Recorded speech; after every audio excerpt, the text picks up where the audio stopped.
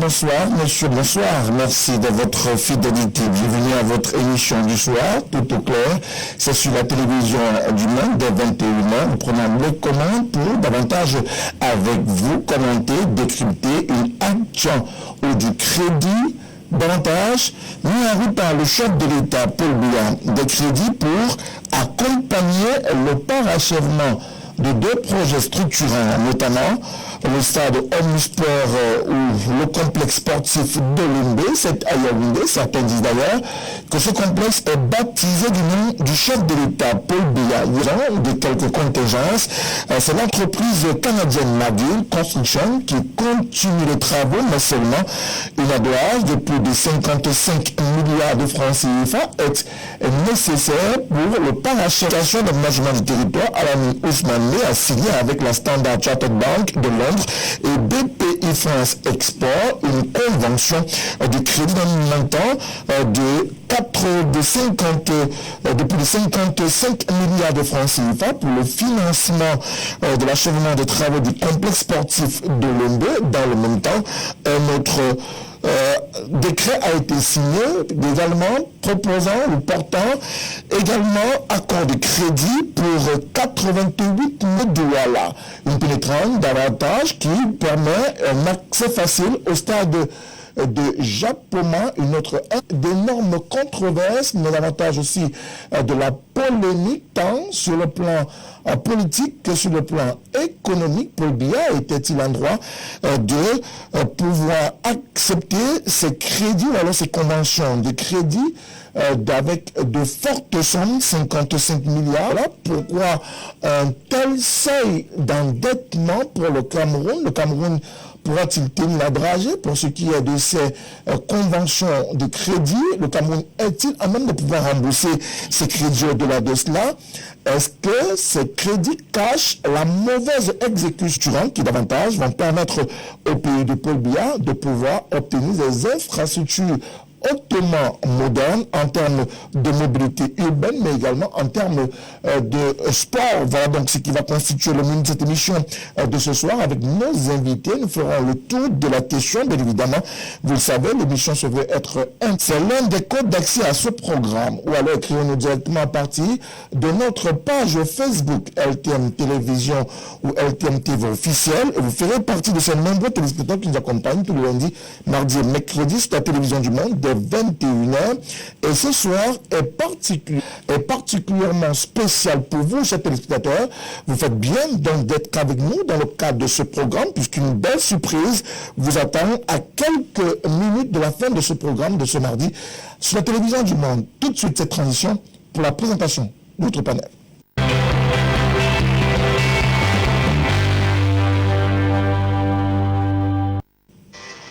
Nous revenons sur le plateau de Tout au clair de ce mardi. Nous parlerons des travaux du complexe sportif de l'Inde7 à Yaoundé, mais également un peu plus de 88 milliards de francs CFA pour la pénétrante est de Douala. L'accord de crédit a été signé par Paul Biya, le président de la République qui économique. Rappelons que cette actualité a davantage mobilisé la presse nationale depuis ce lundi.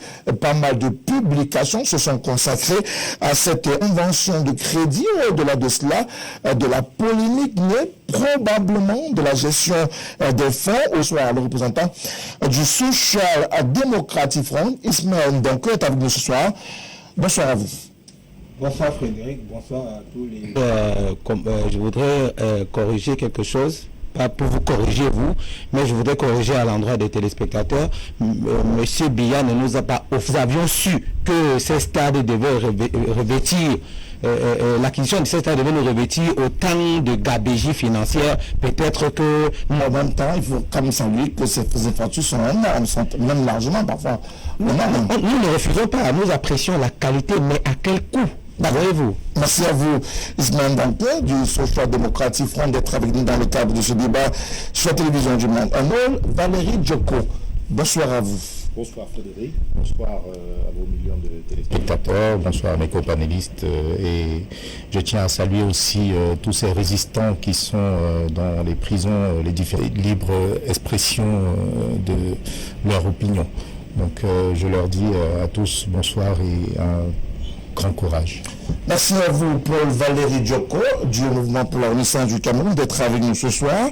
Le Rassemblement démocratique du peuple camerounais, le RDPC, est également visage précisément le sieur Youf, fils Jean-Claude. Bonsoir à vous.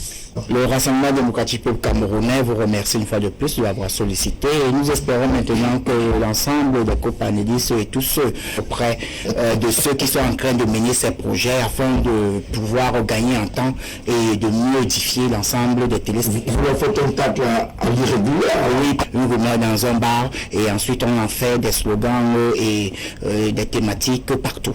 Bon, on espère cette fois-ci qu'ils se sont rapprochés de la réalité et vont édifier l'ensemble des téléspectateurs.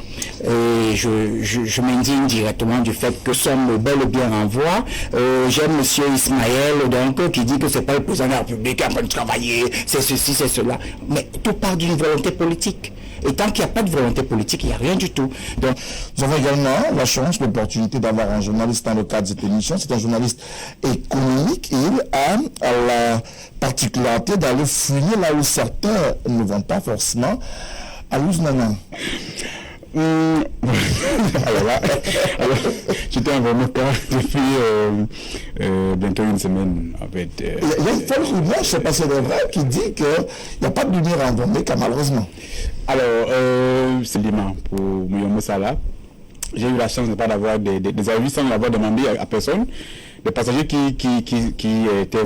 C'est le monsieur qui venait, son téléphone était déchargé. Alors il l'a emmené chez un des cousins du village qui avait les panneaux solaires. Alors dans le bus donc, il nous a amené des embelliments pour Vomoka. D'autres entreprises, ça fait des années qui continuent à fonctionner alors que Mekem a avalé, a englouti beaucoup d'argent et qui ne fonctionne pas.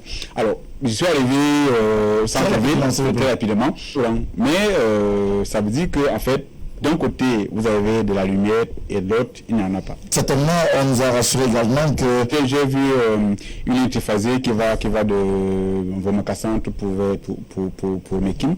Une route vraiment, c'est un triphasé on a déchiré la forêt parce que je pense qu'avec au fil du temps... Ce soir, autour de cette problématique de ces conventions de crédit, mais davantage à ce jour, si on doit faire le point de deux infrastructures, à la fois le stade ou le complexe, que le journaliste sportif que vous êtes doit pouvoir nous dire.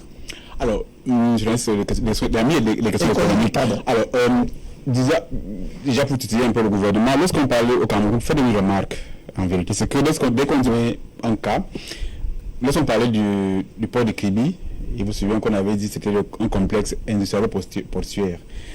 Le complexe est devenu aujourd'hui, on a un seul au départ, donc c'est vraiment complexe. Et là, on arrive au niveau du stade de Japoma, de l'Inde, qui fait couler beaucoup d'encre de salive, au point où la presse nationale, dans son entièreté, a jugé utile, n'est-ce pas, de s'attarder sur ce sujet. Et cela lui a valu des colibets, n'est-ce pas, de certains acteurs politiques. Je pense notamment là à M. Cyril Ntolo, que je ne connais pas et que j'ai lu à travers le stade de Lembe. Au début, le coût initial, c'est-à-dire qu'après étude des travaux, dans leur entièreté, on parle de 163 milliards de francs CFA. On est à 163 milliards. Ça, c'est qu'on prévoit. Alors, qui gagne le marché, c'est l'entreprise italienne Piccini. Très bien. Alors, Piccini commence des travaux, mais sauf qu'au fil du temps, vous avez des grèves. Entre-temps, on se plaint de l'heure de jeu qui a été mise en son contrat sans l'aval, n'est-ce pas, des autorités. Piccini, également l'ordre, n'est-ce pas, de la présidence, retire le projet de construction à Piccini et on le passe donc à McGill. Maintenant, pour rester au niveau des chiffres qui font un problème, parce que là, on est parti de 163 milliards, et là, du coup, exact, c'est que, du coup, déjà, les Camerounais comprennent que, en dehors de 163 milliards, on est en train de faire une rallonge de 55 milliards. Bien. Il y a donc, c'est pratiquement au EGPM, Gongo, pour lui dire qu'en vérité, il y a une odeur de surfacturation. Alors, qu'est-ce qu'il faut retenir en un mot comme en mille? C'est que lorsque le projet commence, les financements ont déjà une origine bien précise et bien connue. On sait que la banque UBA, c'est-à-dire la filiale de la Nigériane, est appelée à donner à l'État camerounais, du moins à injecter 24 sont appelés à être exécutés par une entreprise italienne. Et donc, San Paolo est appelé à injecter 138 milliards par là. Je vous fais grâce des virgules et autres. Et donc, est-ce qu'il y a eu des problèmes au niveau des financements? On se rend compte que au niveau de UBA, les 24 milliards de UBA n'ont aucun problème. Les 24 milliards sont bien traçables et Piccini n'a plus en charge du projet italien avait déjà versé 113 milliards jusqu'au départ de l'entreprise Piccini. Et que c'est le reliquat qu'on est donc en train de chercher aujourd'hui à compléter. Donc pour lui, il n'y a pas de problème fondamental sur les 55 milliards. Sauf que lorsqu'on va au niveau de la commission, il y a une commission au niveau du MINEPAD qui s'occupe de la gestion des projets et les financements, accès à la gestion des fonds extérieurs, n'est-ce pas, des fonds qui financent Olembe, Japoma, Rundiaja, et que le contrôle de ces financements est fait par une instance extérieure. D'autres. C'est bon là où il y a problème. Qui gère la traçabilité des fonds que le MINEPAD a de la peine à capter, à tracer? C'est là le problème. Et qui fait donc aujourd'hui, lorsqu'on parle de 55 milliards, on a le gros sentiment que, du moins le soupçon de surfacturation émerge et se porte super bien. Et que aujourd'hui, lorsqu'on regarde un peu le taux d'avancement qu'on a eu en novembre 2020, et 55 milliards, on a le sentiment que c'est un peu trop élevé. Alors, Ismaël Damkeur, c'était de cette convention qui parle d'un prêt supplémentaire ou d'une convention de crédit de 57 milliards. Écoutez, Frédéric, nous pensons que, à n'en point douter, il y a de gros soupçons de détournement et de phares, et que McGill arrive. McGill demande en son temps 17 milliards pour les finitions des travaux. 17 milliards pour les finitions du stade. Alors, à ce moment-là, le ministre avait fait savoir que 17 milliards était assez pour finir le travail parce que il estimait que McGill avait fait le gros du travail et que les 17 milliards,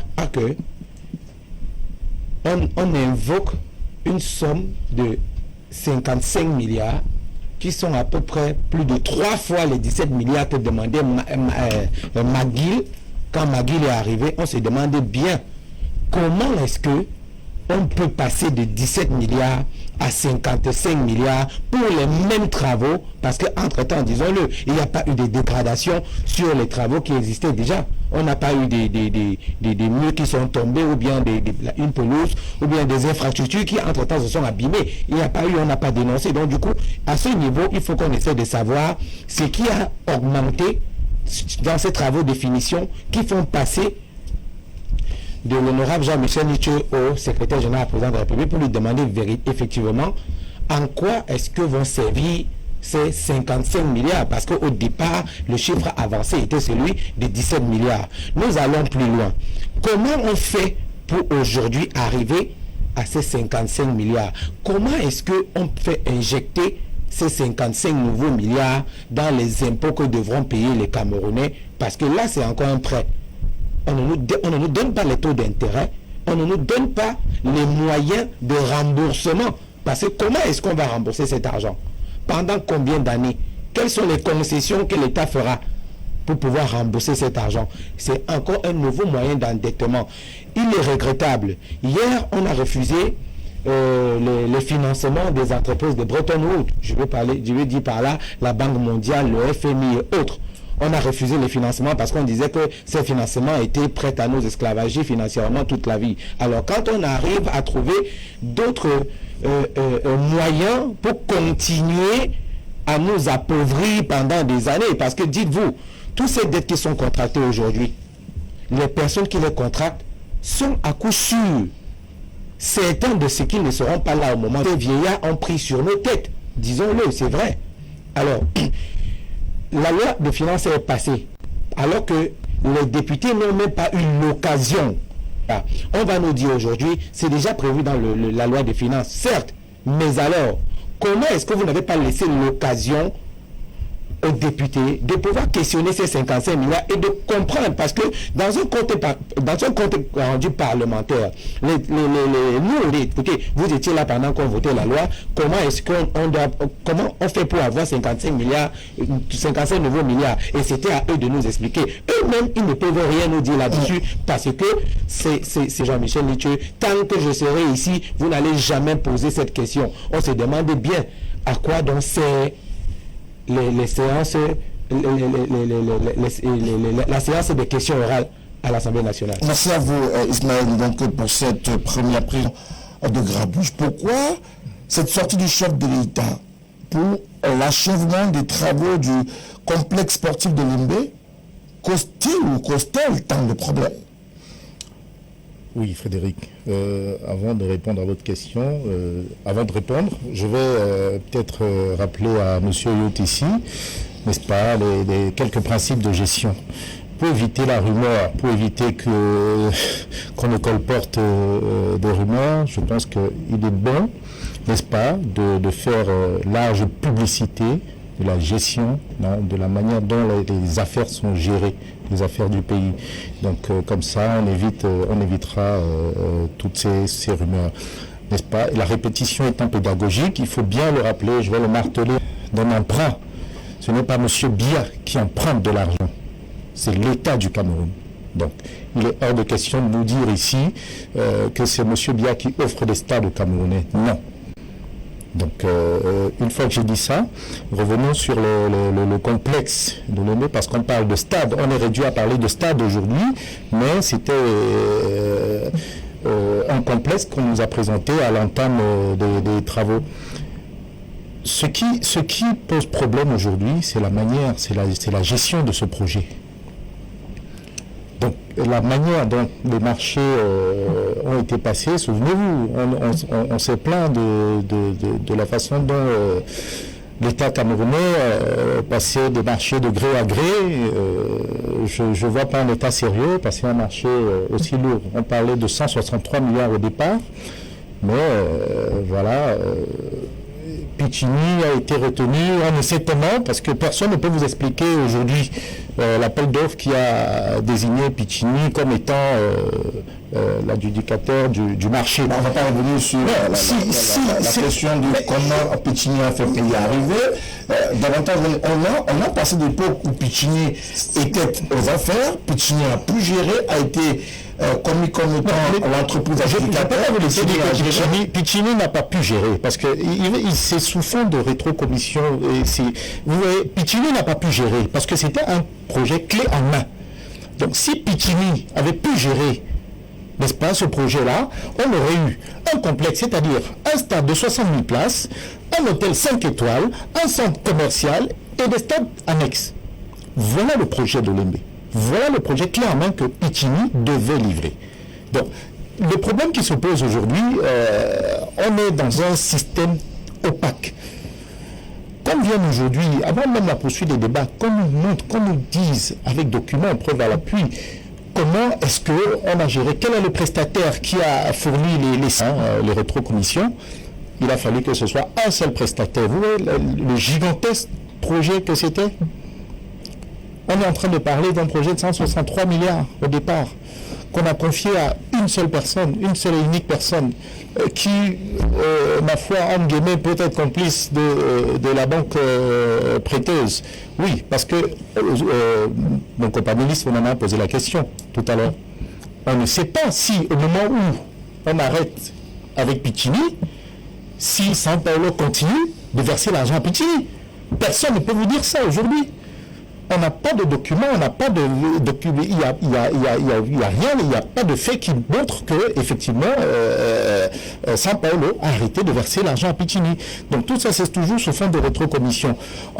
En continuant, on disait tantôt que le PM nous a présenté l'avancement des travaux stade 95%. Si on a pour un stade de 60 000 places, 95% des travaux, on est à 95% des travaux, je me demande bien comment on arrive, n'est-ce pas, sur 163 milliards, plus complexe, à aller emprunter 55 milliards pour la finition du stade. On n'est pas en train de parler de la finition du complexe, on parle de la finition du stade, si je ne me trompe. D'ailleurs, c'est pas allez-y. Oui, ok. Donc, on est à 95% pour la finition du stade, 75% pour le centre commercial, bien qu'il n'est pas encore visible. Je pense que quand on parle de grosses œuvres, on voit quand même les murs ou alors les poteaux qu'on a déjà coulés à des kilomètres du centre des affaires. Voilà. Revenons à Piccini et pour chuter. Oui, pour chuter. Je vais chuter en disant ceci. Que l'État camerounais, parce qu'il y a l'État, il y a les banques, il y a les assurances, il y a des prestataires qui nous apportent ici, n'est-ce pas, les preuves de ce que nous avons fait, signer des contrats avec telle entité, il a travaillé avec telle entité, un peu comme on a fait avec Survival. On vous a mis sur on est en train de parler là de transparence. Moi je m'arrête là, c'est la transparence, n'est-ce pas? On est en train de parler de transparence, sinon on n'allait pas être en train de débattre ici aujourd'hui. Comment il devrait livrer les sièges? On part sur un projet depuis 2017 qui devait s'achever en 2019. Alors on se retrouve en 2021 en train de demander des rallonges alors qu'on avait droit à un projet clé en main. Projet clé en main, on n'en est pas là, mais on nous parle davantage, si je peux emprunter cette expression, à une rallonge de 55 milliards, plus de 55 milliards de francs CFA, c'est pas donné aussi quand même. C'est pas une rallonge, il faudrait qu'on se comprenne très bien. La rallonge, ça voudrait dire qu'on est passé de 163 milliards à plus 55 milliards, donc ce qui veut dire qu'on est à 218 milliards. Et c'est pas vrai. C'est pas une rallonge. Lorsque Piccini a arrêté le marché, lorsque le contrat de Piccini a été résilié, les compteurs se sont bloqués à 113 milliards. Bon, maintenant, je vais en français facile donner un certain nombre de chiffres plus facilement pour que les uns et les autres comprennent. Parce qu'apparemment, on navigue dans tout. Mais juste une petite parenthèse quand même. Les gens qui nous parlent de survol, là, dans cette fameuse transparence, juste une petite parenthèse, dans cette fameuse transparence, dans cette fameuse transparence, nous voyons que le corps même de l'activité, où est passé 92% du principal. Bon, à partir de ce moment-là, ils vont nous dire ce qu'ils veulent nous dire, mais vous ne pouvez pas nous dire que vous avez fait l'appel à la générosité publique pour acheter un matériel sanitaire, et ce matériel sanitaire n'a que représenté 8% du montant collecté. Vous avez fait quoi de 92%? Revenons sur le sujet. Pour revenir sur le sujet, c'est simple. 113 milliards ont été consommés à la situation du moment de la résiliation a cessé de financer. Donc, les interrogations de M. Ismaël, donc, c'est clair, il n'y a plus.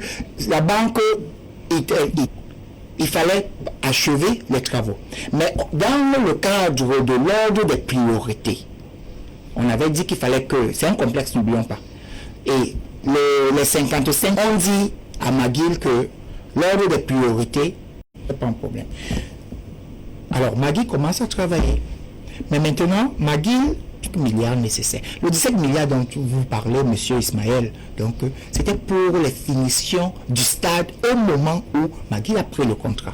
Aujourd'hui, on en est rendu au taux de proportion du stade où il ne reste plus grand-chose complexe sportif. Donc, c'est-à-dire, c'est l'ensemble des différentes activités qu'il faut achever, qui coûte 50 milliards plus 5 milliards. C'est-à-dire, il faut qu'on se comprenne bien le cadre pour pouvoir gérer tout ce qui peut être pour relever des cas de force majeure. En fait, pardon?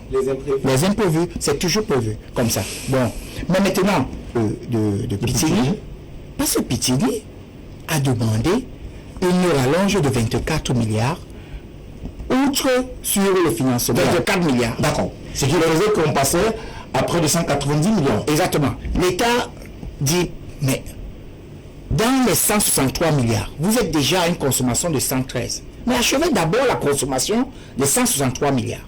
Et à partir de là, s'il y a des besoins de parler des avenants ou bien des rallonges, nous allons nous y pencher. Mais comme l'État prépare les délais et ils étaient en retard surtout, l'État leur a accordé 4 milliards. 4 milliards comme ça. Mais ces 4 milliards entraient toujours dans le cadre des 163 milliards. Ils ont utilisé les 4 milliards pour autre chose. Ce n'était même pas l'objet. Et ils ont riche comme ça. Alors, il y a eu arrêt des travaux entre 2018 et 2019. On appelle donc Magui. Et Magui est donc en train, elle est bien, pour combler et boucler le budget de 163 milliards, il manquait bel et bien 50 milliards. Plus 5. Donc, c'est aussi simple que ça. Et autre chose, lors de l'adresse du président de la République, 31 décembre 2020, à la Nation, il a dit que parmi les priorités de l'exercice 2021, le parachèvement de la construction des infrastructures est de mise. Donc, ce qui voudrait dire que quoi? Pour ceux qui connaissent le mécanisme de financement des budgets, savent très bien qu'on peut financer un budget à partir des recettes, à partir des emprunts également.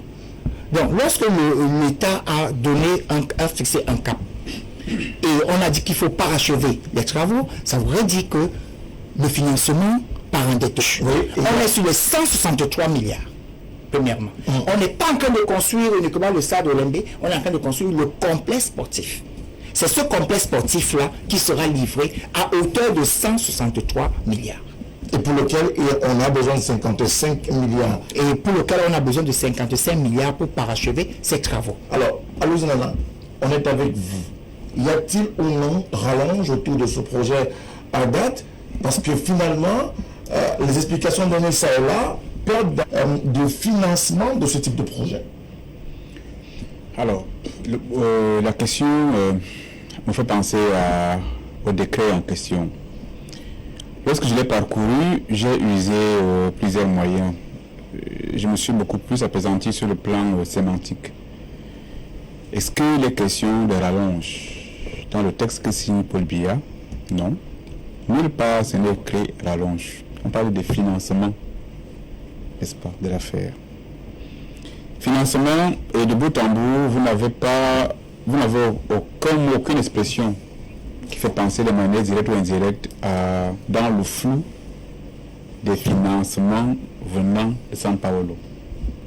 Je vous ai tantôt parlé de la commission de la CDM, commission de moyens de financement à moyen terme, un truc comme ça, qui est le jeu Minepat, qui avoue que les financements extérieurs qui interviennent dans les infrastructures de Japoma, de Rumbiaja et de Olembe sont...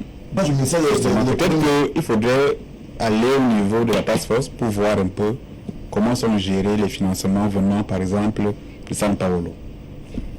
Est-ce que lorsque le contrat avec Pichini avait été arrêté, on a aussi arrêté les financements aussitôt? C'est là toute la question. Le gouvernement n'a pas beaucoup communiqué sur eux de ressortir chiffre par chiffre ce que São Paulo a eu à dépenser. S'il faut à la limite une conférence de presse, c'est-à-dire avec tous les résultats possibles, qui puissent nous dire comment est-ce que les fonds de São Paulo ont été gérés de bout en bout pour qu'il n'y ait plus de doute. Mais c'est le niveau de l'outil. C'est de cela qu'il est question, parce qu'en fait, des gens en parlent. Il y en a qui ont rallongé, entre guillemets. Vous avez vu les confrères ont été 218 milliards. Oui. Il y a pas mal de confrères qui n'ont pas vu il y en a pas mal qui ont en novembre 2020 qui revenait sur le taux d'avancement des travaux de manière globale à Japoma. Vous avez à Olembe, je veux dire. Bon. Vous avez le stade principal avancé à 95%. Les stades annexes, il y en a deux, de 1000 places chacun, avancé à 92%. Centre commercial, 115%. L'hôtel, 4%. Alors qu'est-ce qu'il va faire? C'est vrai, mais Katsu, c'est normal, pardon. Attends, tu es sérieuse là? qu'est-ce que tu trouves normal? En quoi est-ce que l'infidélité de l'homme est considérée comme quelque chose de normal? Dites que vous êtes qui? Je suis Chichi, l'épouse de Jimichi. Et vous? C'est l'épouse. Elle qui peut me trouver de vrais petits-fils. Et les enfants, ils ne sont pas des vrais petits-fils. Ils sont dînés. Ils sont en moitié de l'heure. Et alors? Donc, quand je te comprends, tu as décidé de faire de moi l'homme cocu du quartier. C'est ça? Tu as décidé de te lancer. Je suis juste pour répondre ce que tu pardonnez. Sors de chez moi. J'ai préparé un dîner romantique pour nous deux. Tu viens? Si vous savez que tu veux mettre le feu dans la maison, allez, bien à tout ça. Hier soir, je suis revenue pour fêter l'anniversaire de notre mariage. Et j'ai trouvé ceci avec vous. Tu sais ce qu'il a proposé comme ultimatum? Que je choisisse entre mon travail et mon mariage. On passe le temps à m'humilier parce que je n'ai rien. Si j'avais un homme riche, je pourrais m'offrir tout le luxe qu'elle peut, même plus. Arrête de croire que tout le temps autour de toi. Arrête ça! Au Féminin, votre nouvelle série très bientôt sur LTM, la télévision du monde, sponsorisée par Castel Beer. Tout le monde sait que Katou est un infidèle chronique, alors qu'est-ce qu'il va faire? J'ai compris. Il y a plusieurs sources de financement.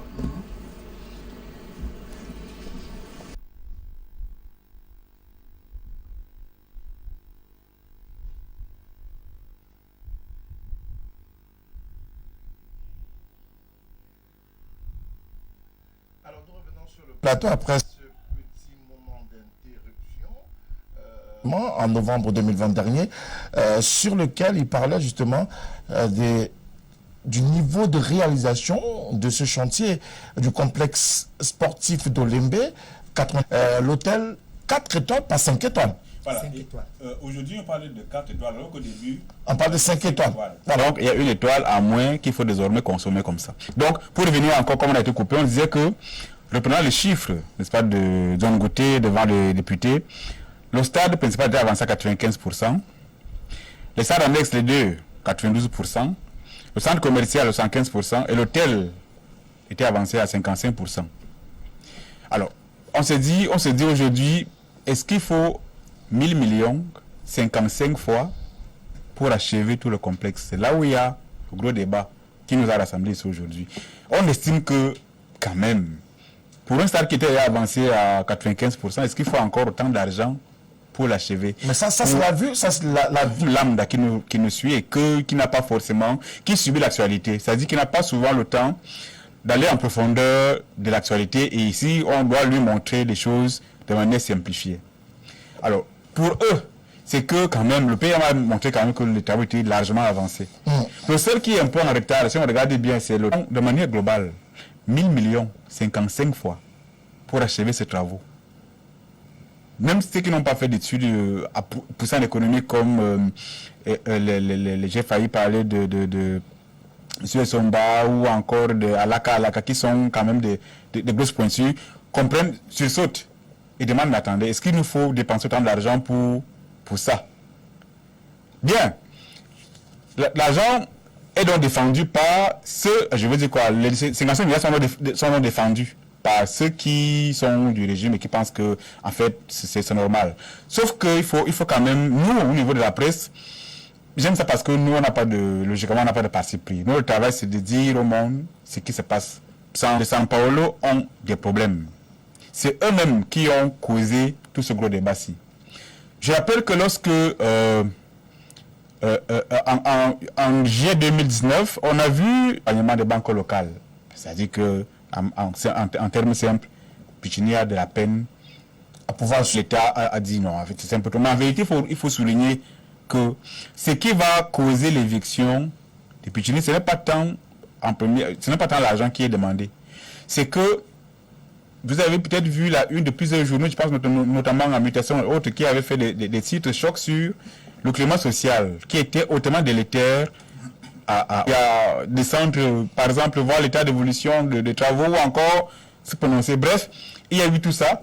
Mais c'est donc le non-respect du cahier de charges qui a causé en quelque sorte le départ de Pichini. Alors lorsque les Camerounais regardent si Auchan est à la CAN, il y a quand même des chiffres qui font sursauter. Des chiffres assez lorsque vous avez parlé d'un camion de sable qui coûterait 700 000 francs, on se dit, mais attendez, ça veut dire que les 55 milliards qu'on demande aujourd'hui, c'est pour aider les Camerounais à perdre davantage d'argent. C'est pour cela que moi je disais que 16 000 francs CFA. Voilà, c'est pour ça que moi je disais qu'au lieu qu'on continue à passer par si vous avez information, à mon avis, la meilleure stratégie consiste à rassembler, à faire une conférence de presse et accepter que les journalistes posent toutes les questions possibles et qu'on leur apporte des réponses les plus claires possibles. Alors, Ismaël, pourquoi ce soupçon de détournement, de surfacturation au test de la ville Douala? C'est 88 milliards qui devraient être apportés de manière, je ne vais pas dire supplémentaire, mais apportés également pour le stade ou le complexe de l'Embe, 55 milliards de francs CFA. Qu'est-ce qui fait penser qu'il y a justement, ou qu'il devrait avoir? Frédéric, il n'y a pas de raison. C'est pour le financement du Grand Soir qui approche. Je ne sais pas de quoi parler. Oui, bien sûr. Le Grand Soir approche. C'est quoi le Grand Soir? Eh bien, de toutes les façons, comme je vous l'ai souvent rappelé, je vais invoquer, vous allez me le permettre sur votre plateau. Moi, je suis tous les jours, parce qu'à partir de 63 ans, l'homme doit déjà être prêt à attendre la mort. D'accord. Alors, donc, le Grand Soir approche, et puis il faut que les contours, ou bien les gens qui après le Grand Soir, il n'y a pas de raison. Parce qu'on pas le rapport entre ce que vous appelez Grand Soir et malheureusement, c'est de préparer. Là, vous êtes péremptoire, là, vous êtes affirmatif. Non mais, écoutez, c'est pas moi qui l'ai dit, c'est apparu quand on nous vendait un sac de ciment à 16 050 francs, alors même que dans un projet étatique, on devrait avoir un sac de ciment qui coûte 4 300, peut-être à 3 500, subventionné, parce que c'est l'État qui donne qui nous fabrique les ciments. Donc du coup, on devrait avoir des sacs de ciment qui nous coûtent beaucoup moins cher pour la réalisation. Également pour écoutez, quand on est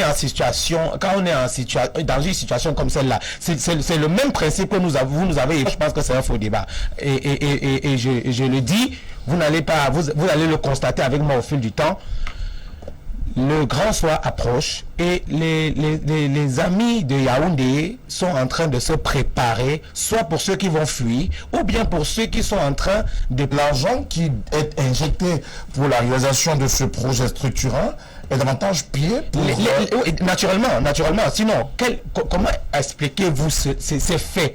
Parce que aujourd'hui, les Camerounais croupissent dans le crédit, nous croupissons dans la dette. Ok, et quel peut être donc l'intérêt pour un Cameroun, pour ces dirigeants de nous mettre dans un tel état? Je voudrais revenir. Vous expliquer tout à l'heure qu'il faut pour financer le budget de l'État ou bien la tue au Cameroun qui a été financée par les fonds propres du Cameroun. Aucune infrastructure, une seule infrastructure. En poursuivant, il nous a fait un bon développement tout à l'heure. J'étais même bluffé par son développement. Mais alors, je suis surpris qu'un journaliste ici sur le plateau ne soit pas au courant de tout ce qui nous déroule. Or, ce sont les journalistes qui devraient nous donner toutes les informations que M. Youp du RDPC nous donne à ce moment. Parce que c'est aux journalistes d'expliquer à l'opinion à travers les publications de tous les jours. C'est-à-dire et le journaliste ici est en train de demander une conférence de presse où on va leur expliquer ces choses que M. Youp vient de nous expliquer ici. C'est pour ça que vous avez vu, parce qu'il n'avait pas d'argument, il nous parlait de survie Cameroun, et c'est qui n'est véritablement pas ça. Et je voudrais chuter, si vous me permettez, en demandant honnêtement, comment est-ce que vous pouvez... Le budget est fait en tenant compte des imprévus qui sont insérés dans le budget. Vous donnez 50 milliards actuellement, qui vont pas savoir après que ces 5 milliards n'ont pas été utilisés parce qu'il n'y a pas eu des petits bobos, des petites réparations. Et on voudrait davantage que tout ce que nous disons ce soir soit dans ce réel-là. Paul Valéry Djoko, vous êtes du MRC, donc de l'opposition. Au-delà de cela, l'honneur laquelle, et cite nommément le ministre d'État, secrétaire général à la présidence de la République, l'interpellant justement autour de ces fonds. Ne pourrait être engagé autant d'argent pour justement permettre le financement ou le parachèvement de ces projets, surtout que l'honorable Ninthieu dit tout haut ce que le Camerounais lambda pense. Donc il est de 16 milliards, donc dont 1 milliard en financement interne, non, et 15 milliards en emprunt. Alors le véritable problème qui se pose, c'est au niveau du management du Cameroun. Sauf que au Cameroun, ils sont les seuls à savoir que Piccini a engagé telle entreprise, Piccini a obtenu que São Paulo n'a pas continué de verser de l'argent à Piccini après que le contrat soit rompu avec le Cameroun. Ça, quand je ne dis pas que c'est faux, mais il faut montrer au camp. Monsieur Yout, s'il vous plaît, permettez-moi, avec votre permission, Frédéric. Alors, en achat de masques, non, s'il vous plaît. Ça me prend 5 secondes. Je vais juste répéter. Ça rentre, c'est dans le cadre. Non, s'il vous plaît.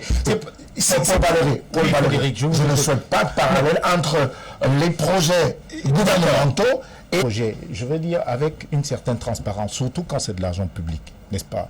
Alors, vous avez aujourd'hui des... C'est pas la vérité. La vérité aujourd'hui, elle est là, elle est visible, elle est perceptible. On disait, c'est à un jet de pierre au Lembe du palais d'Etoudi. Pourquoi est-ce que M. Biya n'y a jamais mis les pieds? C'est des sports qui régulièrement fait des descentes sur le terrain pour avoir une idée précise de ce qui est fait. Je conviens donc avec vous. Et pourquoi est-ce qu'il ne nous rend pas compte? Puisque il doit nous rendre compte. Pourquoi est-ce qu'il ne nous rend pas compte? Si que l'État aujourd'hui nous dise, écoutez, nous sommes donneurs d'ordre. Oui, nous avons engagé Piccini, n'est-ce pas? Ou alors, comme vous dites, il y a toute une équipe derrière lui, il n'est pas obligé de venir se présenter là. Mais qu'on nous le dise aujourd'hui, ça aurait évité certains débats où on entend ici l'argent public. Il faut rappeler que si on empêche un député comme l'honorable Ninthieu de poser la question au ministre, mais étrangement, une espèce d'arrangement entre amis où on essaye effectivement de dissimuler ce qu'on soupçonne là, les faits de rétrocommission. Donc voilà, aujourd'hui on attend, n'est-ce pas, parce que tout ce qu'on va faire aujourd'hui là, qui nous montre comment cet argent a été géré. Je le mets au défi, je peux lui donner sur mon temps de parole, qui nous dise exactement comment ça a été géré. Donc depuis le donneur d'ordre, qui est l'État du Cameroun, jusqu'à Piccini, jusqu'à nous dire comment Piccini, n'est-ce pas, a géré. Il nous a dit oui, il n'y a pas de rallonge. Ok, soit. Comment est-ce qu'il a géré les 113 milliards qu'il a perçus, n'est-ce pas? Et on dira, ok, allez-y, on peut vous donner un quitus même pour 80 milliards supplémentaires. D'accord, alors on est d'accord avec les autres panélistes qu'il n'y a pas de rallonge, qu'il y a davantage une querelle autour de ces 55 milliards, que certains estiment être excessif. Pourquoi penser que c'est excessif 55 milliards pour parachever cette réalisation du complexe sportif d'Olembe au regard quand même des chiffres avancés tout à l'heure par Louise Onana, des taux de réalisation factuels? Téléspectateurs, on va encore mettre une couche supplémentaire. Il faudrait que les uns et les autres sachent que taux de réalisation ne veut pas dire taux de consommation du budget. Ça voudrait dire que quoi? Quand on vous dit que le taux de réalisation est de 95%, c'est 1% du budget. Non. Il faut qu'on se comprenne. Non, je vous dis que c'est un lien, c'est quelque chose de très important. Vous pouvez avoir 5% par exemple. Vous pouvez avoir 5%. Lorsqu'on vous dit par exemple qu'il reste 5% d'une infrastructure, ça ne veut pas dire que c'est 5% du budget. Oui, c'est infrastructure qui reste. Le budget là. Donc il faut que les gens comprennent ça. Donc alors à partir de ce moment, si on est d'abord déjà d'accord sur ce point, ça voudrait dire que qu'on ne vienne pas commencer à avoir l'impression que 55 milliards c'est de trop. Lorsqu'on parle de 5% là-bas, de 45% là-bas de ceci, et DPC les seuls à avoir l'information. Je ne sais pas. Si par exemple, pour citer une chaîne concurrente, voilà, il y avait le représentant du MINISEC qui a parlé de l'évolution et des personnalités qui sont en charge de la gestion du projet et qui sont en train de vous dire, ça ne nous dit pas développer que vous avez raison. La preuve, vous avez dit des choses, mais vous constatez vous-même que vous n'êtes pas dans le sujet. Bon, alors, lorsqu'on est en train de parler, quand on écoute les uns les autres, c'est comme si c'est l'audit des comptes qui sont en train de vouloir. Mais l'audit des comptes, on n'est pas en situation de l'audit des comptes contrôlé par une structure étrangère et tout. Mais la Chambre des comptes au Cameroun est celle qui va connaître en temps normal et le moment venu, nous saurions sur quoi il est question véritablement. Autre chose encore, lorsqu'on nous dit que M. Ismaël, donc dans les écoles de commerce, qu'il faut procéder à ce qu'on appelle la répartition du risque dans le cadre de l'investissement. Vous faites un endettement. Ça vous permet de pouvoir gérer des situations de cas de force majeure, des évolutions, parce qu'en réalité, vous avez une MB. On a demandé à l'État camerounais d'apporter 15%. Ces 15%, ce sont ces 15% qui ont été dégagés d'éléments de près de 8 milliards.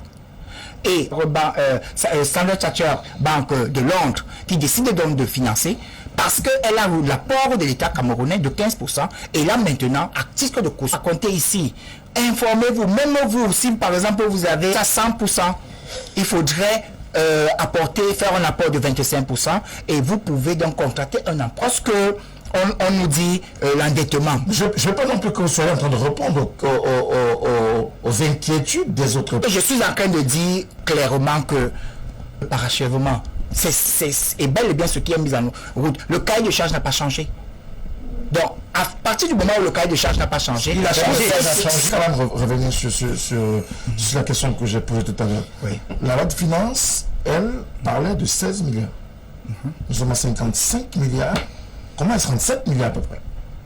Il faudrait maintenant que nous comprenions le mécanisme d'origine du besoin du financement de ces 55 milliards. Donc, on appelle ça des charges à répartir sur plusieurs exercices. Est-ce qu'aujourd'hui, on est en train de... Est-ce qu'ils seront amortis uniquement en 2021 ou bien seront amortis avec l'amortissement sur je suis en train de voir même les financements. Non mais un peu comme il le dit. Mais on ne va pas laisser. Vous aurez votre temps de parole. On ne va pas laisser qu'on trompe tous les Camerounais. S'il vous plaît, Paul Valéry, vous avez votre temps. Juste pour vous dire que la loi des finances ne s'est pas trompée. Mais ici, il y a tout simplement le mécanisme d'amortissement à pouvoir comprendre. Peut-être que l'exercice 2021, une possibilité de trouver un financier qui va supporter donc les 55 milliards pour pouvoir achever donc la construction du complexe. C'est bien différent, qui n'ont rien à voir avec ce qu'ils sont en train de vouloir dire.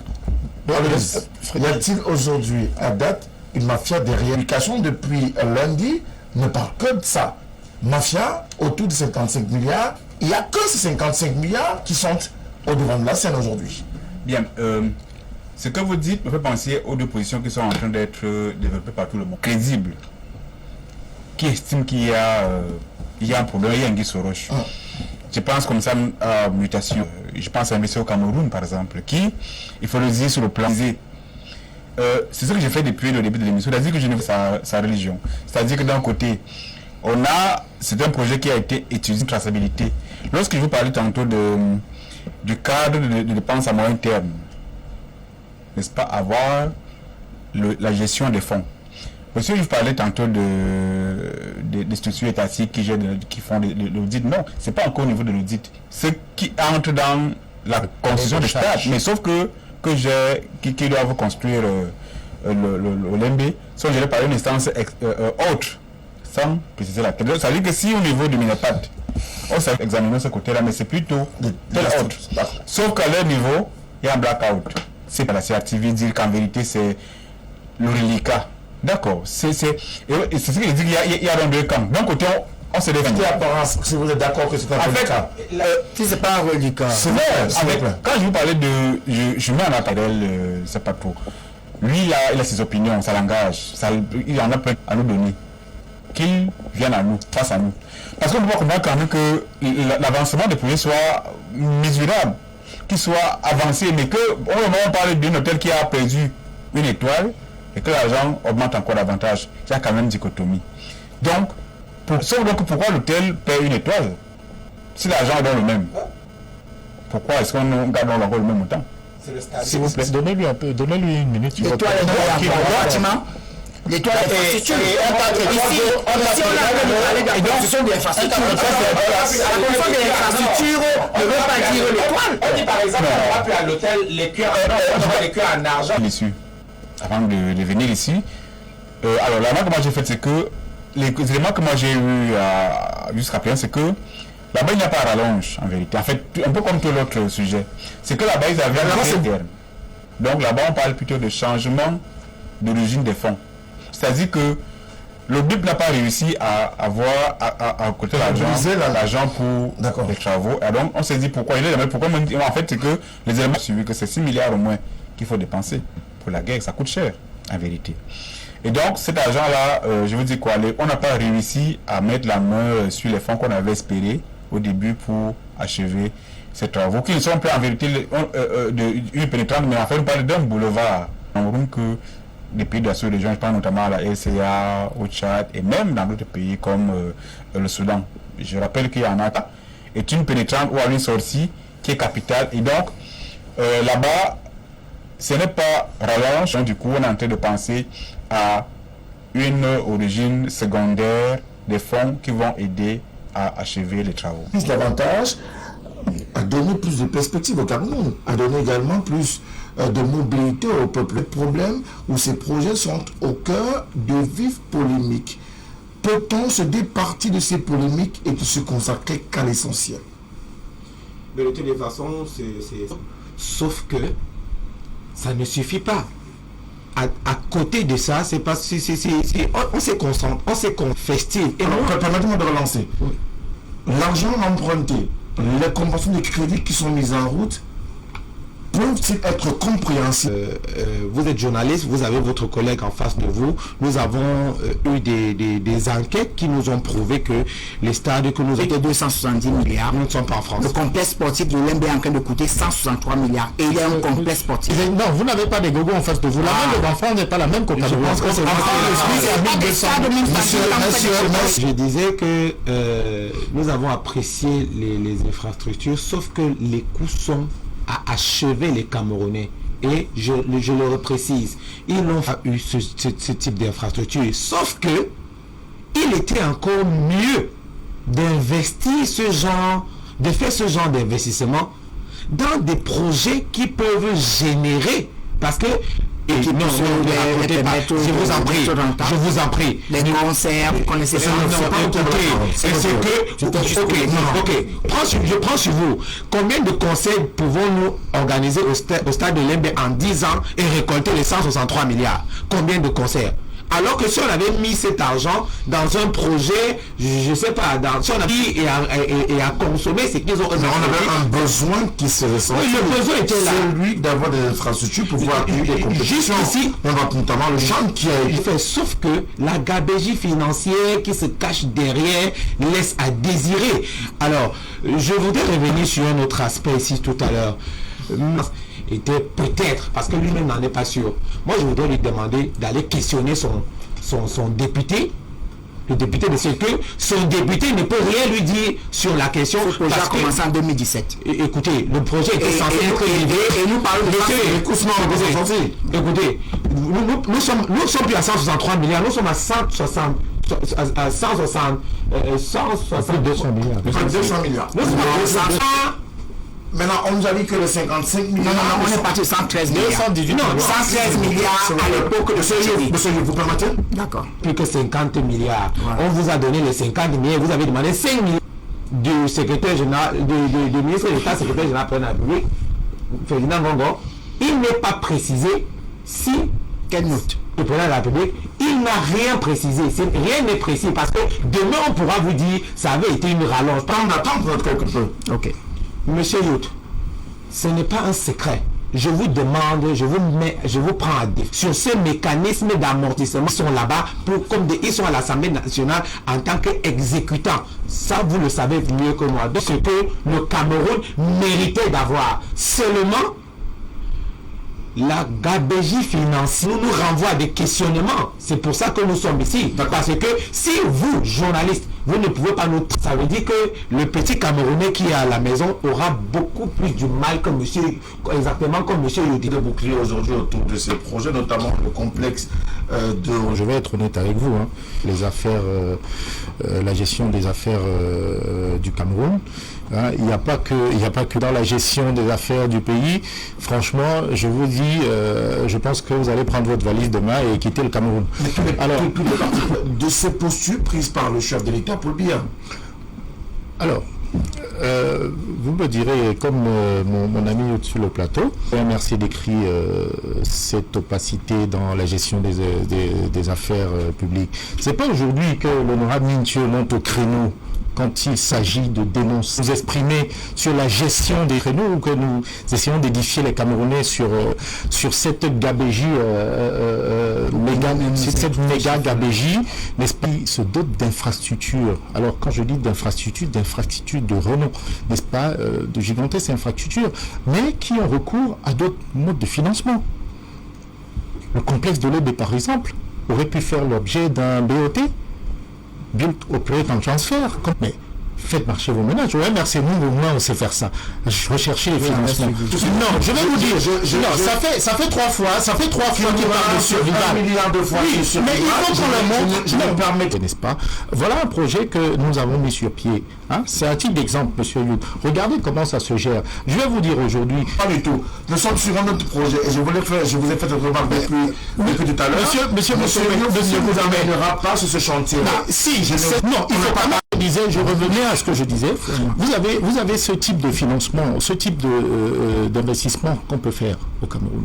On peut nous faire l'économie, hein, n'est-ce pas, de ces détournements farfelus, de ces gigantesques détournements à outrance. On peut se tourner vers le privé, n'est-ce pas? On leur confie, n'est-ce pas, cette réalisation-là. Ils peuvent le gérer, cet investissement, hein, sur 10-20 ans, mais c'est le Cameroun qui s'organise. Par ces procédés-là, on limite, n'est-ce pas, le processus de recharge qui doit être établi. Et c'est ce cahier de charge qu'on demande aujourd'hui. On n'a pas dit oui, c'est pas encore achevé, c'est pas un audit, mais qu'est-ce qui était contenu dans le donneur d'ordre? Le donneur d'ordre qui est censé être le patron.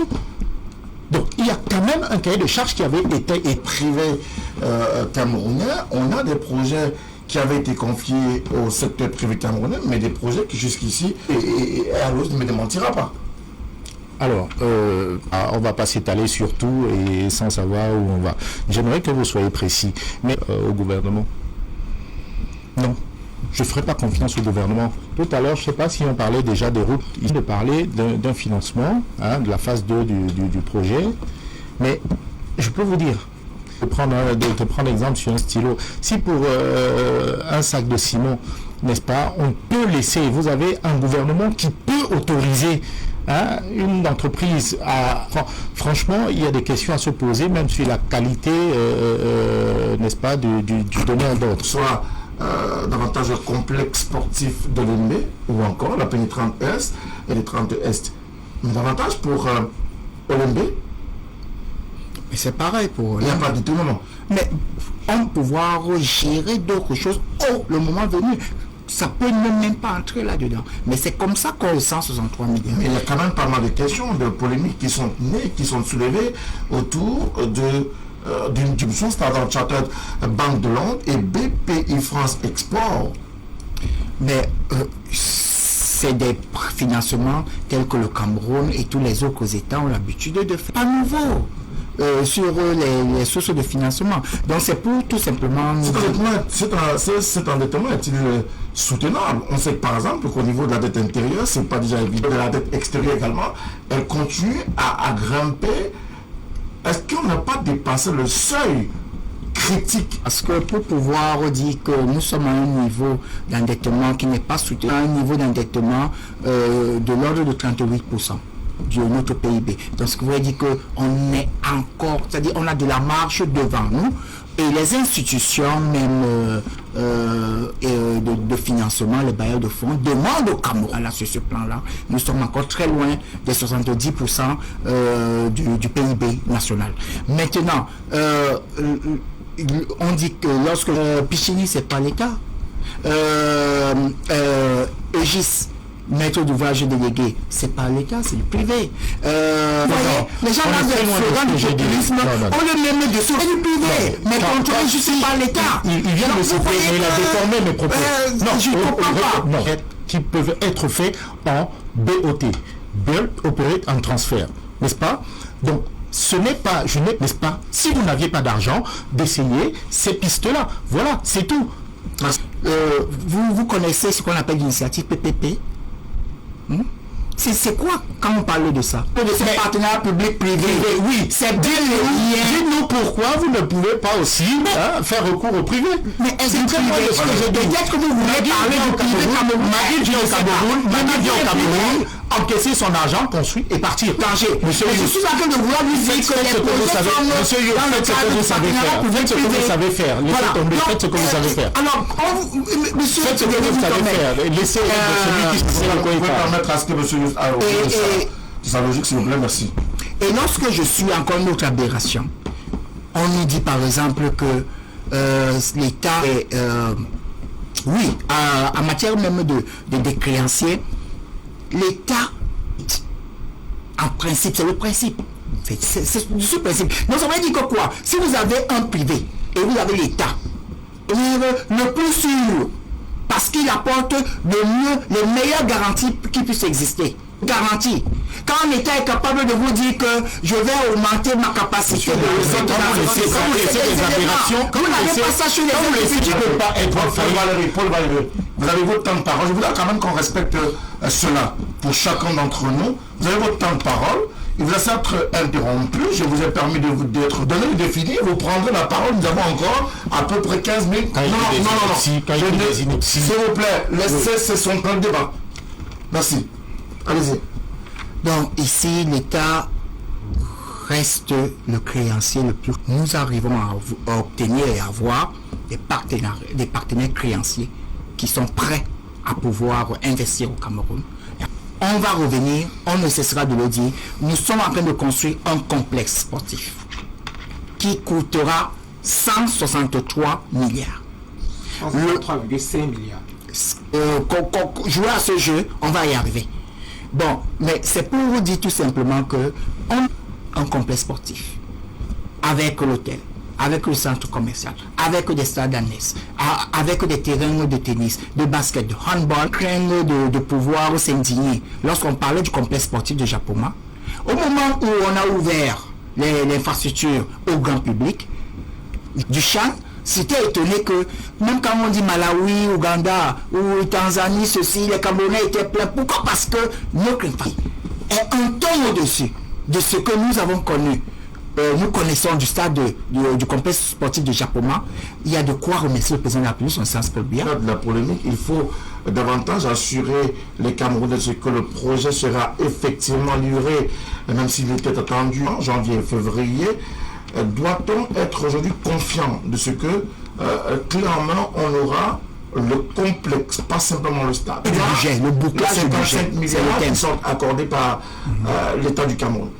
Alors le stade de Lembe, c'est-à-dire que c'est le seul stade où vous avez vu des gens faire de la grève, Pichini, et puis après on est passé à Maguil pour des raisons qui avaient été données de manière officielle, c'est-à-dire que les grèves je peux dire en termes de poursuite de travaux, lorsque d'autres ont déjà carrément... Donc moi, j'ai failli taquiner un peu Jean-Pierre en disant que pratiquement, comme il s'appelle Paul Biya, on a envie de croire merci à la même image que ce qu'on a souvent attribué à tort ou à raison au régime en place. Bon, là c'est au niveau des stades, au niveau du stade peut-être de Japoma et de Olembe ici. Mais les Camerounais ont apprécié, mais non, c'était que les coûts là étaient acceptables. Et qu'à la fin, on avait également, dans ce pays qui produit du ciment en abondance, qu'on arrive encore à acheter des sacs de ciment à prix d'or. Pessimiste pour ce que les travaux seraient. En fait, disons que le stade de Lembe aujourd'hui, pourquoi on ne dise pas que la CAN 2022 va encore glisser parce qu'il y aura un stade qui se trouve. Et à côté également en mettant le maximum de transparence à leurs questions. Le chantier sera prêt, le complexe en entier livré au moins 6 mois avant le début de la compétition. Ben, de toutes les façons, je ne peux pas le dire, je ne peux pas annoncer en 2020 que le stade devait être prêt en octobre. Donc du coup, just wait and see. Mais avant que, monsieur, je t'ai dit tout à l'heure que le Cameroun, nous sommes à 35% de notre taux de... 38. 38, poreuse, en ce que notre économie est une économie de rente et une économie qui se fonde dans le secteur au moment où il le faut. Vous avez fait une comparaison tout à l'heure avec l'Afrique en matière de crédit, mais la France continue de faire des crédits à taux 0%. Qui ne vont pas lâcher prise. Maintenant, je voudrais embrayer sur autre chose. Non, écoutez, ce que j'ai dit est très vrai. Vous avez parlé entre franc CFA et l'euro. Quel est le délai de remboursement de cette dette? Quels sont les mécanismes de remboursement de la dette? Et maintenant, si le taux d'intérêt sera majoré à quel? Parce qu'on est passé de 163 milliards à 163 ressources et était un état crédible. Pourquoi vous n'avez pas fait des appels, des meilleurs mécanismes pour garantir un taux d'intérêt minime et puis pour garantir aussi l'effectivité? On ne pourra pas rembourser les sommes qui ont été empruntées pour financer le stade. Et pour préciser autre chose. Et vous chutez avec ça? Oui, pour préciser autre chose, le Cameroun, les 15% que nous avons mis dans voilà, on appelle ça les fonds de contrepartie. C'est pas les fonds propres. Les fonds propres, c'est lorsque le pays a financé à 100% le projet. Là, c'est des fonds de contrepartie. On dit votre contrepartie, c'est 15%. Alors, les fonds propres, ça veut dire que c'est votre argent même. Mais ça vient du Cameroun. On a apporté une contrepartie à 15%. Donc, ne dites pas n'importe quoi au Camerounais. Aujourd'hui, le stade, le complexe, lui, il est attendu. Clairement. C'est possible. On a deux oreilles, tout en maintenant la pression sur ceux qui travaillent sur le terrain. Vous savez, moi, j'aurais alloué ces 55 autres milliards, n'est-ce pas, peut-être au forage dans la partie. On devait livrer ces stades depuis 2019. Vous me demandez aujourd'hui si en 2025 ça va être livré. Ça, 25, 21. C'est une façon de parler. Là, quand vous dites 21, les stades devaient être livrés depuis quand? 2019. 2019, ils appellent ça. Je ne sais pas ce que ça veut dire en économie. Je ne sais pas ce que ça veut dire en projet. Ils appellent ça glissement. Glissement pour 2020, octobre 2020, je crois. Ouais. Vous me demandez si dans 3 ou 4 mois, les stades vont être livrés. Franchement, seuls les alchimistes du RDPC ou de ce gouvernement peuvent vous apporter une réponse, franchement. Mais je reste sceptique parce que rien qu'à voir la manière dont le projet est géré, rien qu'à voir l'opacité dans laquelle baigne tout qui a la science infuse, peut vous dire, et même que parfois ils se trompent, parce qu'on nous a, j'ai entendu un jour à la télé, j'étais assis, j'ai dit, on nous a dit les stades seront livrés le jour par la compétence pour le dire. Le premier, votre champion l'a dit, mais ça n'est pas arrivé. Donc vous avez même été incapable de lui faire honneur, de respecter sa parole. Donc de grâce, laissez-nous, on explique aux Camerounais, on dit la vérité aux Camerounais. Laissez-nous dire la vérité aux Camerounais. Oui, votre champion a dit le Cameroun sera prêt le jour. Est-ce que le Cameroun était prêt le jour dit? Alors, c'est pour ça que j'ai dit 2025 tout à l'heure. Vous avez essayé de m'interrompre. Le jour dit c'est quand? Mais bien sûr, déjà, nous pouvons dire au niveau de l'avancement des travaux que le stade, je dis bien le stade Olembe sera prêt et il sera livré dans les tout prochains mois. Et le complexe sportif d'Olembe, c'est lui qui va être livré, c'est-à-dire en fable. Donc, ce qui voudrait dire que on est sûr que par rapport à la CAN de Total Cameroun 2021 qui se jouera en janvier prochain 2022, le stade honnête envers les Camerounais. Un projet de cette envergure, on ne dit pas sera livré dans les mois prochains. Non, monsieur. Il y a un. Nous avons. Oui, il a pris. Il m'a interrompu là quand je m'exprimais. Oui, mais il y a un cahier de chambre. Oui, ok. La première phase c'est quand? Ok, je peux venir dormir là. Tu vas mettre la dalle quand?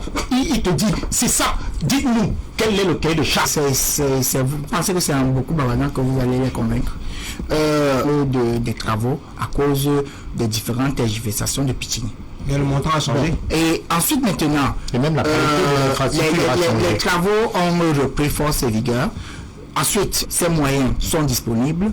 On va tout simplement parachever. Mais au niveau de l'infrastructure qu'on appelle le stade de l'Olembe, il est à 95% au début. Mais maintenant, quant au reste des infrastructures du complexe sportif, ils seront livrés progressivement. Et ce qui est intéressant, c'est que les sources de financement sont en marche. Très belle émission, seulement je déplore le fait que bon nombre de Camerounais n'ont toujours pas compris le slogan du Cameroun, c'est le Cameroun. Évitons ces comparaisons utopiques, car il a été démontré que la fin est plaisante et satisfaisante.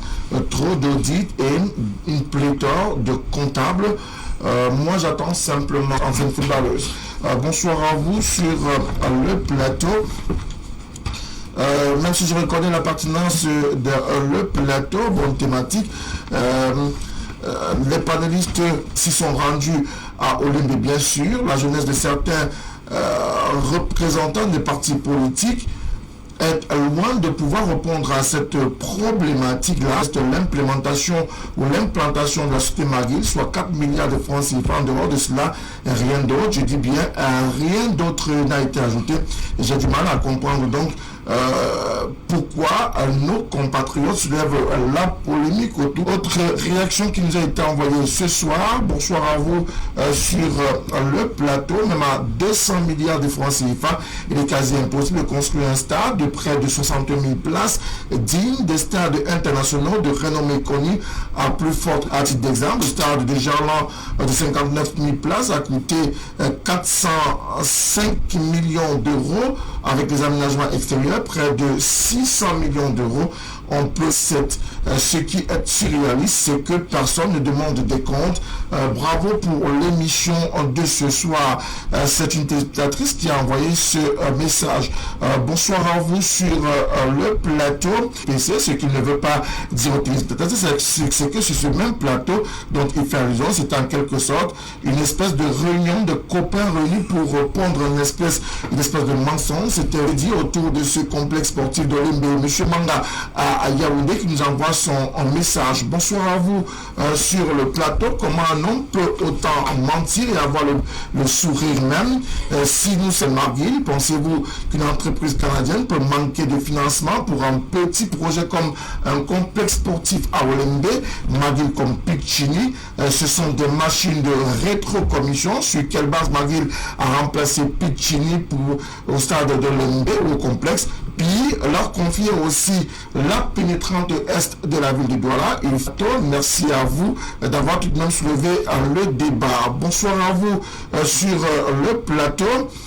Le représentant du MRC sait-il que le stade sur lequel la finale de la Coupe du Monde de Russie tout de tirer à boulet rouge sur le régime en place? Bonsoir à vous sur le plateau.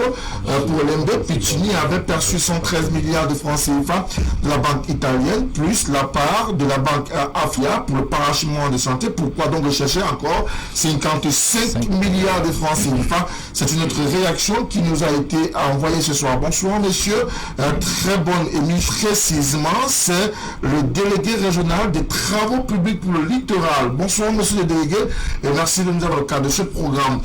Bonsoir le plateau. Dans les 55 milliards et 55,5 milliards de francs CFA d'argent dans une banque extérieure. C'est Thierry qui précise par ailleurs qu'il est financier et qui nous envoie son message dans le cadre de cette émission.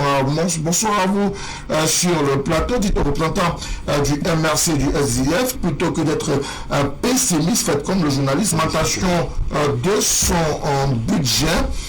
C'est ce que nous dit cet électeur, soit 23 milliards au groupe Piccini qui ne faisait pas partie du cahier de charges initial, raison pour laquelle de multiples batailles devant les tribunaux en date. Actuellement, les 5 milliards, je précise, les 55 milliards de rallonge, c'est le message du téléspectateur que je dis, concerne l'aéroport qui ne faisait pas partie en restant, plus 5 milliards, soit 55 milliards, un total de 218 milliards, comme on ne veut pas nous le dire. C'est Brice Tagné qui nous envoie également son message dans le cadre de cette émission de ce soir. Un message de l'étranger, bonsoir, j'accorde... je ne comprends pas le mécanisme mis en route par le gouvernement camerounais pour donc aller chercher autant d'argent à l'international. Pourtant, les privés pouvaient également se mobiliser au Cameroun pour accompagner la finition de cette infrastructure sportive. C'est également dans la qui peint tout en noir. Tout le monde sait au demeurant ce que ce complexe a coûté, même s'il est cher. On tient compte des prix de certains intrants qui nous ont été communiqués, mais le débat aujourd'hui concerne les 55 milliards de conventions de crédit. Il s'agit de savoir si cette somme vient en rajout ou non. La vérité, c'est que ça, nous ne pourrons malheureusement pas continuer à lire les SMS dans le cadre de cette émission. Il y en a encore plusieurs. Merci à tous ces Camerounais qui nous ont encore écrit ce soir. Merci du MRC, mais aussi Jean-Claude Youf du Rassemblement démocratique du peuple camerounais, non sans mais on espère pouvoir vous l'offrir également dans les jours qui viennent. Mesdames, Messieurs, merci encore de nous avoir accompagnés dans le cadre de ce programme. Merci à tous ceux qui nous ont envoyé des SMS ce soir. Bonsoir.